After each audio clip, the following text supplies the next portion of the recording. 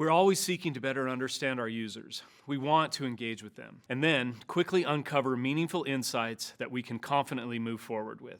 So we use Lucid for user research. Here are just a few ways we do that. First, we set up research plans. We establish goals, embed resources, and set up timelines that everybody can align on. Then we use Lucid as an interactive platform where we can actually engage with users.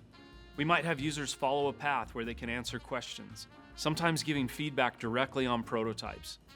Or we might have users explain in a visual way how they do a certain activity. We've even had users build out their ideal scenarios. And with visual activities, getting structured feedback is incredibly easy. There's so many possibilities, and uncovering immediate insights has never been faster. From there, our teams can make sense of all that research. We quickly gather key themes, see the patterns, and consolidate findings from other platforms. Our summarized research lands in one place that's easy to share.